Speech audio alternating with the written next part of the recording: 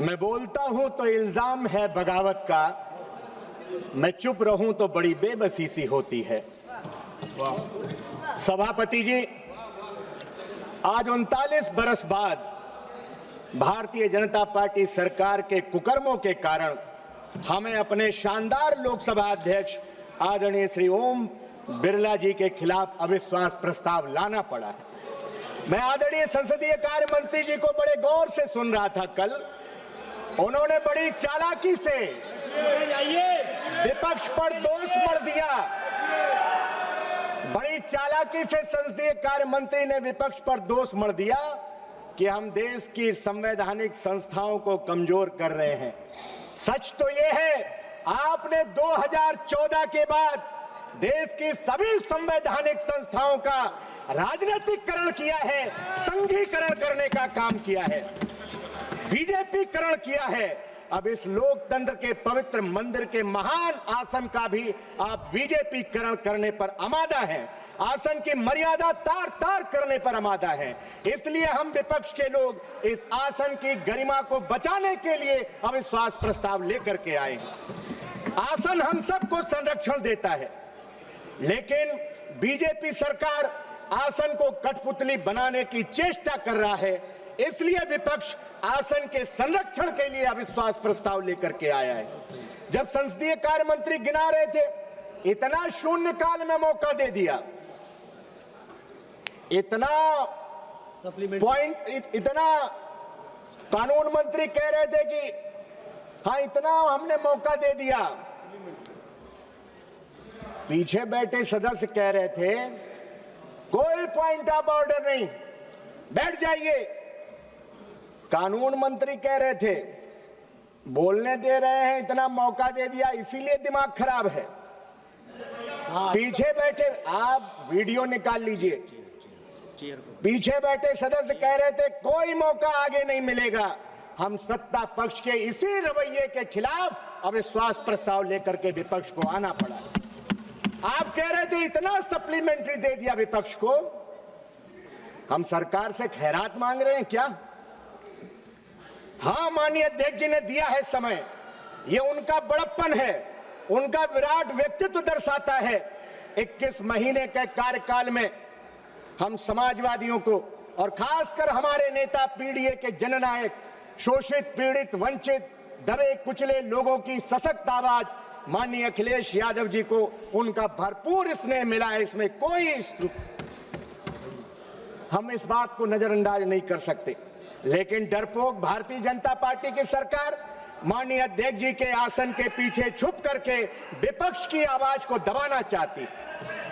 श्रीमान राहुल गांधी जी केवल नेता प्रतिपक्ष नहीं है, बल्कि इस देश के करोड़ों आम आवाम की, वंचित वर्ग की आवाज है। इंडिया गठबंधन के 42% मतदाताओं की आवाज है। माननीय सदस्य ऐसा बोल रहे थे, कई सदस्य बोले, ऐसा लग रहा था कि वो अध्यक्ष जी के खिलाफ अविश्वास प्रस्ताव पर भाषण नहीं कर रहे हैं, वो नेता प्रतिपक्ष के खिलाफ अविश्वास प्रस्ताव आया है उस पर भाषण कर रहे थे। लोकतंत्र केवल बहुमत से नहीं चलता, लोकतंत्र असहमति से चलता है, सवालों से चलता है। जब विपक्ष की आवाज को दबाया जाता है तो केवल विपक्ष की आवाज नहीं दबती, बल्कि करोड़ों आम आवाम की आवाज दबती। हमने इसी सदन के, हमने पुराने सदन के अंदर श्रीमान अटल बिहारी वाजपेयी जी का भाषण सुना है, कम से कम उनसे सीख ले लेते। उन्होंने कहा था, कबीरदास जी का वो दोहा पढ़ा था कि निंदक नियरे राखिए आंगन कुटी छवाए, बिन पानी साबुन बिना निर्मल करे सुभाए।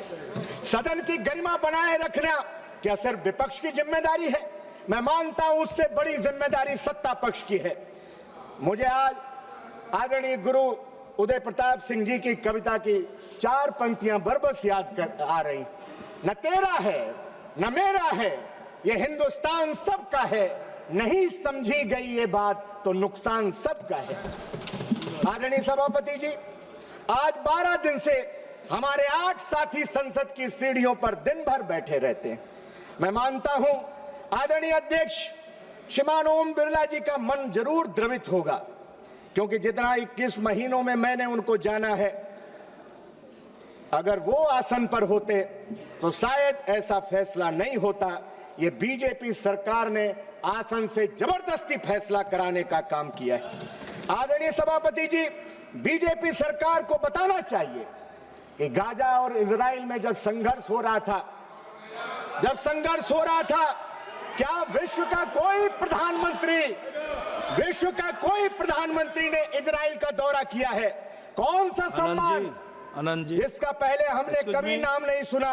मैं पूरे भरोसे के साथ कह सकता हूं भदौरिया जी कि एक मिनट, जो भी निर्णय आसन से हुआ है उसको एक कोई अध्यक्ष जी का, जो यहाँ पर बैठते हैं अध्यक्ष जी का, और जो हम लोग चेयरपर्सन बैठते हैं, तो इसमें अध्यक्ष जी का भी भूमिका रहते हैं।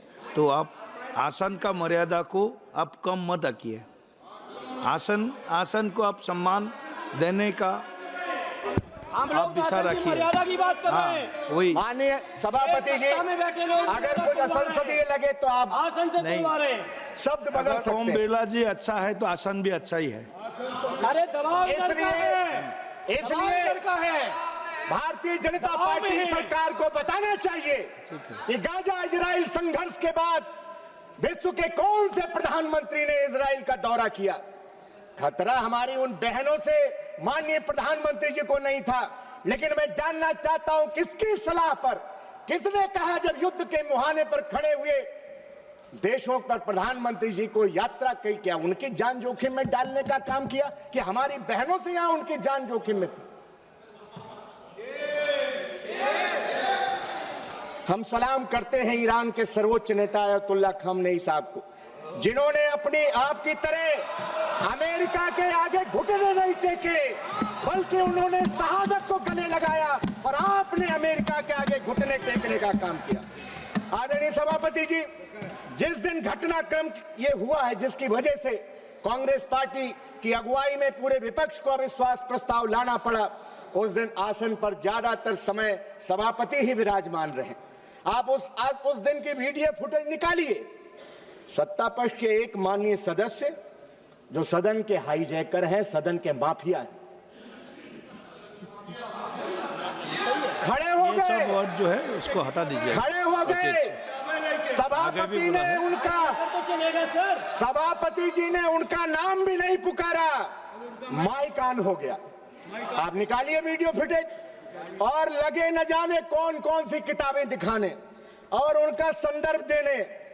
हम लोगों ने पीठ से आपत्ति की, तब जाकर उनका नाम पुकारा गया बीच में। माननीय अध्यक्ष जी माननीय अध्यक्ष जी पहले ही व्यवस्था दे चुके हैं। एक मिनट कि माइक का माननीय रविशंकर प्रसाद जी, क्या माफिया ने कहा, बोल लिया है? इसी के लिए माफिया सब लड़वाइए। हटा प्लीज कौन हाउस के हाईजैकर हैं,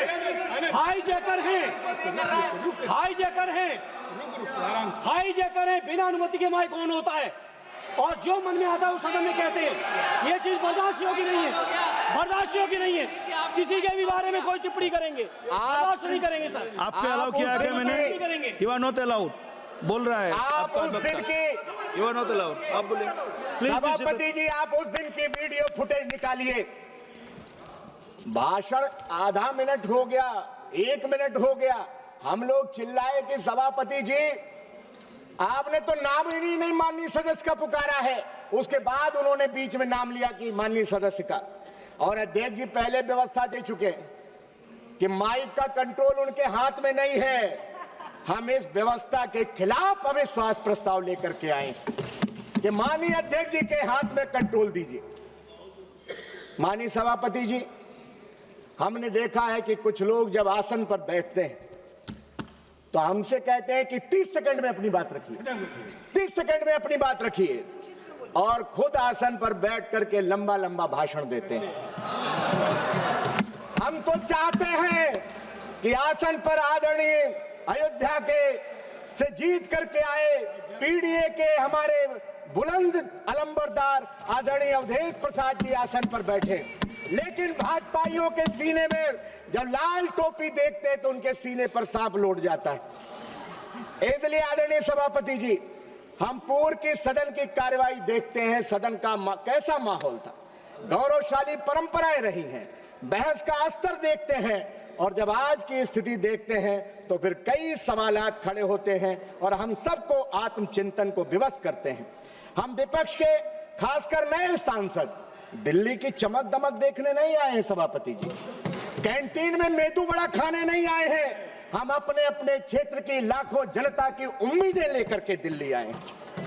क्या 2014 के बाद आपने सांसद पद की गरिमा नहीं गिराई है? आपने पूरे देश में और खासकर उत्तर प्रदेश में सांसदों विधायकों की गरिमा को अफसरशाही के हाथों में गिरवी रखने का काम कर दिया है। आदरणीय सभापति जी, जनता देखती है कि हमारे मुस्तकबिल का फैसला करने वाली संसद बढ़ती महंगाई, बेरोजगारी, किसानों की दुर्दशा, महिलाओं पर बढ़ते अपराध, मजदूरों के हक, शिक्षा, स्वास्थ्य, सामाजिक न्याय पर कब बहस करेगी?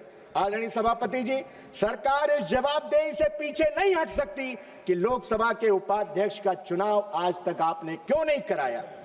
पता नहीं आप किस घमंड में चूर हैं। नहीं हुआ, 7 सालों से लगातार आप संवैधानिक संस्थाओं को कमजोर कर रहे हैं। मैं तो आपके गुरूर पर 4 पंक्तियां कहना चाहता हूं, और राहुल जी चले गए, मैं चाहता था कि वो उपस्थित रहते।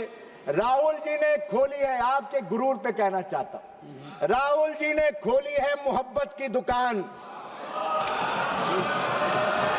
आगे सुन लीजिए, फिर वाह वाह करिएगा, आगे की लाइनें पर भी वाह वाह करिएगा। राहुल जी ने खोली है मोहब्बत की दुकान, क्योंकि नफरती लोगों को प्यार की जरूरत है, और जीत ने अंधा कर दिया है तुम्हें, तुझको एक हार की जरूरत है। अंत में मैं स्वस्थ लोकतंत्र की स्थापना, संवैधानिक मूल्यों की रक्षा के लिए, संसद की गरिमा बनाए रखने के लिए हम चाहते हैं इस सदन की कार्यवाही ऐसी हो जिस पर हर एक सांसद और देश की जनता को गर्व महसूस हो। अध्यक्ष महोदय के इशारे पर हम सब चले, इसके उल्टा न हो।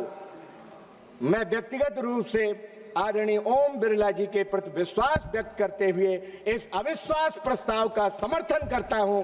जय हिंद, जय समाजवाद, पीडीए जिंदाबाद, माननीय अखिलेश यादव जी जिंदाबाद, समाजवादी पार्टी जिंदाबाद। आपने समय दिया, बहुत बहुत धन्यवाद। आपके मोबाइल पर तुरंत आएगी ब्रेकिंग न्यूज, स्क्रीन पर सबसे पहले दिखेगी बड़ी खबर, देश दुनिया की हर खबर एक जगह। अब आपके मोबाइल पर तुरंत फटाफट इंस्टॉल कीजिए न्यूज़ नेशन ऐप और रखिए खुद को अपडेट।